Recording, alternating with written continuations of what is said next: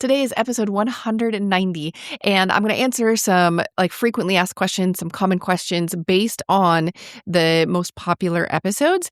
And I also have a question for you. What do you want to see for episode 200? I feel like episode 200 is a big one, and so we should do something special, but I don't know what it is yet. Welcome to the Health with Hashimoto's podcast. This is where you will find clarity and simple, sustainable strategies to feel better. I want to help you figure out your root causes. My name is Esther Yunkin. I am a registered nurse. I know how exhausting it is to live with fatigue, brain fog, and the ups and downs of Hashimoto's. And that is why I'm here.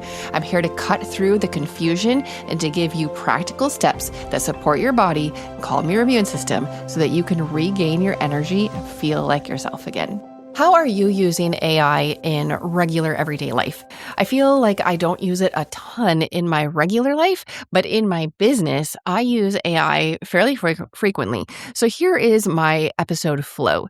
I figure out what I'm going to talk about. I do the research, I get the questions, all of that, and then I record my episode. And then I take the transcript of the episode, the transcript which is generated by the AI of my podcast platform. I take that transcript and I put it into one of the AIs. I've used ChatGPT, I've used Grok, I've used Claude, and then it takes my transcript and maintaining my voice and my words, my phrasing, my stories, everything, it transforms it into a blog so that it's easier to read. Because back when I used to just post the transcript, it was like a block of text. It would take me a couple hours to transform that block of text into something that was even kind of legible, it was legible, enticing to read, because who wants to sit down and stare at a huge block of text unless you're reading a book, and then it's totally different. But when you're reading a blog, you just don't want to. So, or at least most people don't want to. So anyway, it used to take me a ton of time to do this manually, and now I have AI do it in literally minutes. So that's typically how I use AI. But one of my business friends and I were talking about AI and business, and she asked, I was also complaining that, I fall behind on social media. I don't enjoy making posts. I love the podcast. I love sitting here at my computer and talking to you and then getting feedback from various listeners. I love helping people learn. That's my passion, helping people figure out how to be the CEO of their own health, to take their health in their hands and to make the best decisions possible with all of the information they have available, knowing their situation and their time and their budget. Like, you personally know all of the different pieces that play a role in the decisions you make. Like your doctor, me, AI, nobody knows all of those pieces except for you. That is why you get to be the CEO. Nobody else can dictate your health decisions. You make those choices. And that is one thing I absolutely love doing, sitting here behind the microphone, is helping you learn so that you can make those decisions. I don't love creating social media posts, especially videos. So you will notice if you follow me on Instagram or on Facebook, on the Facebook page, I will be more active because I took my friend's tip to heart. And this is what she told me. She said, open up the AI, whatever AI you use, and put it on voice mode. And then tell it to interview you with the goal of making some social media posts. I was like, well, okay, I've never done that before. So I went to my podcast, the feed, and I took a screenshot of the 25 most popular episodes. That way I know what people are most interested in. I gave that screenshot to the AI and I said, I want you to interview me so that we can make some social media posts. And here are the topics that my listeners care about. And just in case you're wondering, the top downloads of all time are pretty consistent. I think back in maybe episode the 100s, or I think it was around there, I did the most popular episodes. And it's still there. Number 1, 2, 3, and 4 in random order are the top downloaded of all time for my podcast. Episode 1 is my story. Episode 2 is if you were just diagnosed, 3 things to do today. Episode 3 is all about labs. And number 4 is natural remedies. I also looked at, the last 30 days. what are the most popular episodes. And these are a lot of people who are, staying up to date. So it's, episode 186, 87, 88, 89, because those are all recent within the last 30 days. So anyway, AI has this information about what my listeners care about based on download numbers. And then AI interviewed me, and it was so weird. Like, honestly, so weird hearing this voice, knowing that it was a computer. I actually had to leave. What was I using? I think I was using ChatGPT at first, and they gave the AI voice breath. And so in between different words, the AI would take a breath. And I was like, that's just too weird. AI does not breathe. Why did you put that in? I cannot do this. So I quit that AI and I did it in a different one because I'm talking to a computer. The computer does not need to breathe. Anyway, so the AI took my top downloaded episode titles. It created questions based on what my listeners are clearly interested in. And then I gave the AI answers. And now it took my answers, my words, my teaching, all of the things that I say, and it put it into social media format, which is just so helpful. Like, I did the work. I sat with AI for quite a while and answered all these questions. And now I get to edit them. I am making quick pictures to go with it because I am posting on Instagram. I still don't have Instagram back on my phone. I talked about that a couple of episodes ago, and I don't know that I will ever put it back. I did find that I can do stories from the Meta app. And so I have been in my stories a little bit more. After Lent, I'll probably get back to that. All right, so AI asked me over 30 questions. I went through those questions and I pulled out some that I thought might be most educational, helpful as you listen to this episode. The number one question, which I love this question, it is, when a woman is first diagnosed with Hashimoto's, what is the one thing she gets told that you wish she had never been told? And what do you tell her instead?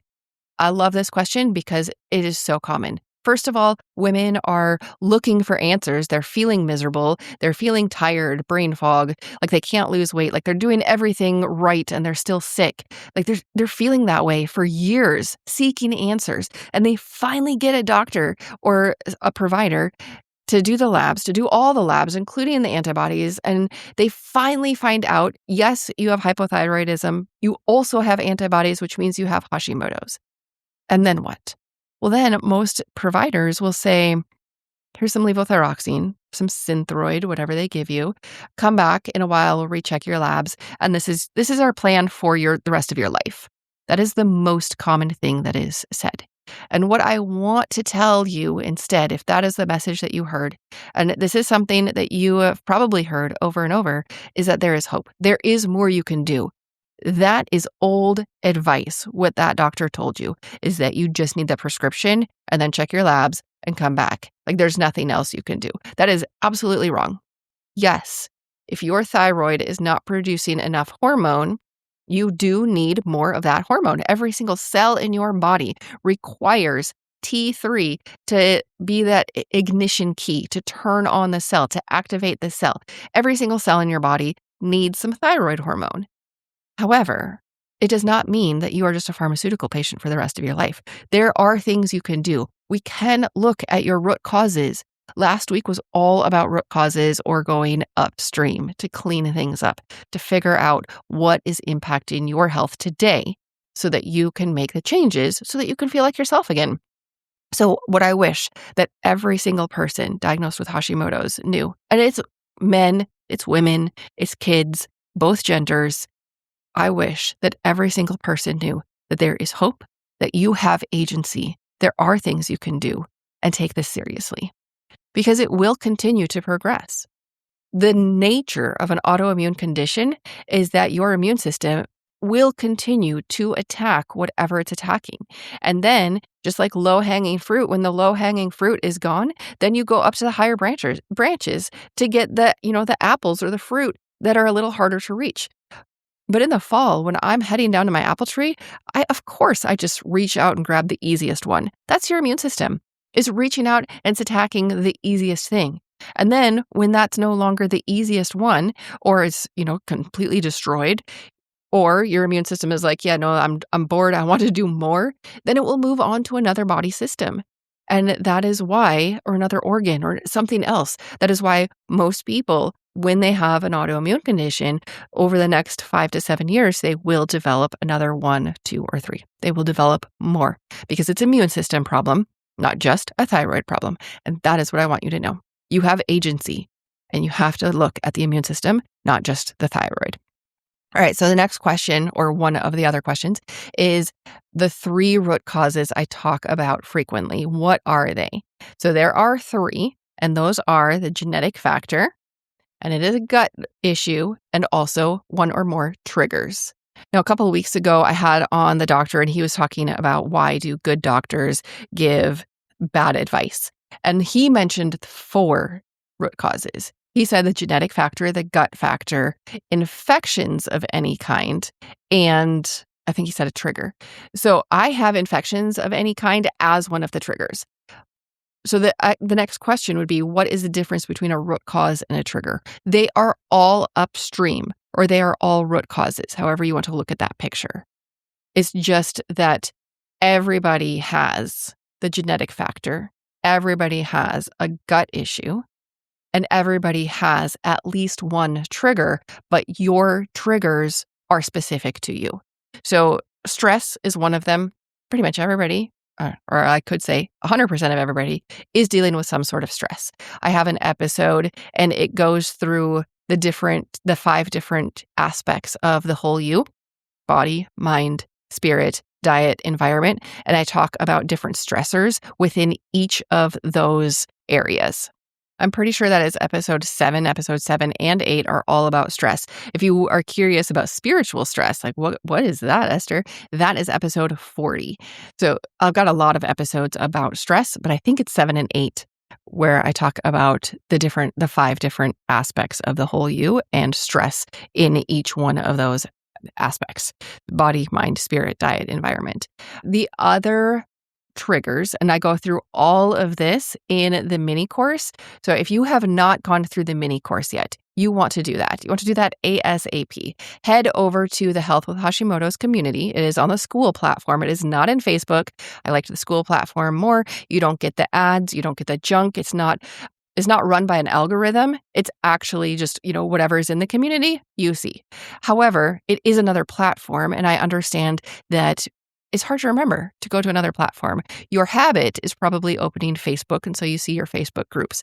So I understand that, but my courses live in the school, on the school platform, in our Health with Hashimoto's community. So head over there. It is a free community.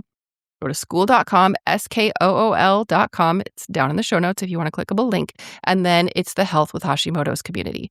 In the classroom tab, you will find that mini course. And in that mini course, I am going to help you figure out your root causes in less than an hour. I make it as easy as I can because when I was first diagnosed, that is what I wanted somebody to do for me. And it was not available.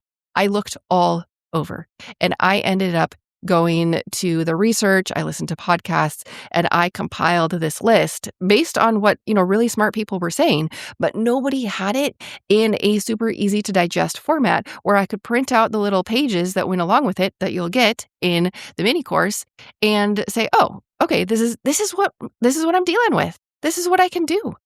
I have that for you to make your life easier because we all need our lives to be a little easier. So I'm just going to give you a quick overview. If you want the details, if you want to figure out, is this an issue for me? I go through it all in that mini course. So head over to the school platform, go to the classroom tab, and enroll in the Hashimoto's Decoded Root Causes Revealed mini course. All right. Top triggers: stress, low vitamin D levels, hormone changes. We've talked about those before. The 3 Ps, that's puberty, pregnancy, and perimenopause. Food reactions, environmental chemicals, blood sugar issues. That is for everybody. It's not just diabetics.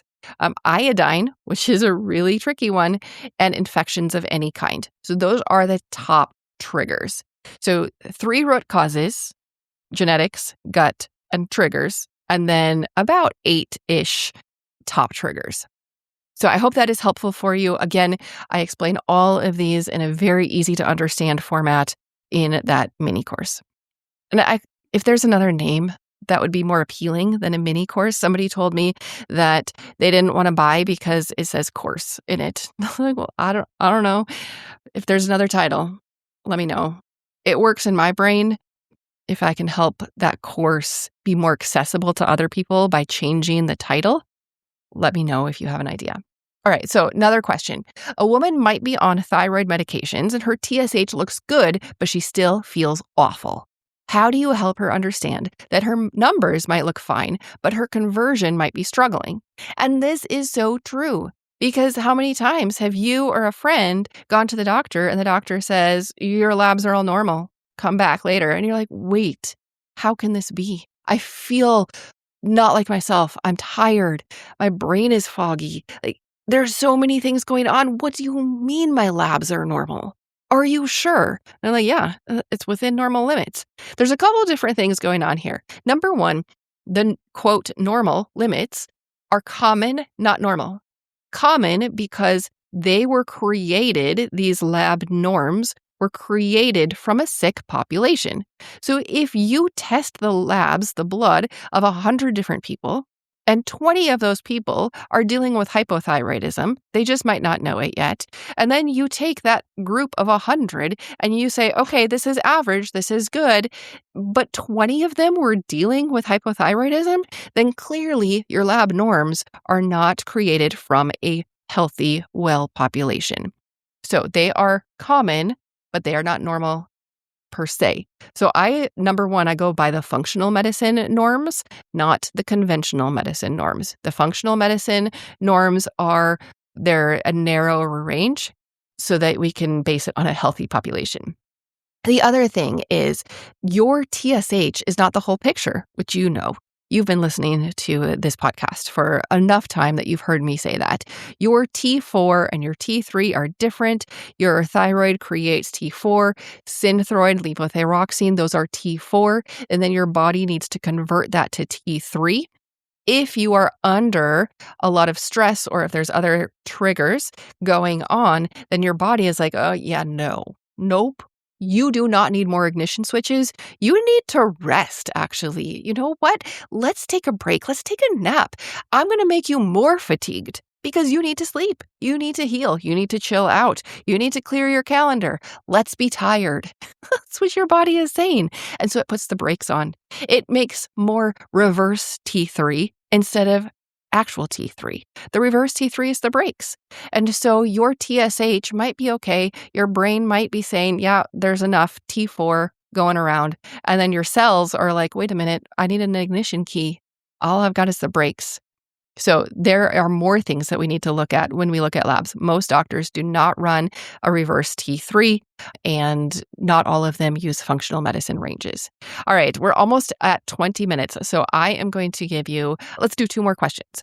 One question I felt was pertinent. This AI bot kept hearing me say, feeling like yourself again, or talking about you feeling like herself again. And I said, what does that actually mean? And so I answered and I said, I have to say feeling like yourself again because that's what so many people have told me. I just want to feel like myself again. And what that means is a little bit different for everybody. Perhaps you used to be so outgoing, so energetic. You were the life of the party. If there was a party, you were there. And now you're on the couch. You're in bed like at 7 o'clock. You're taking naps because your energy is completely drained. Maybe that's it for you. Maybe it's more mental health stuff. You're struggling with depression. You're struggling with like a flat mood.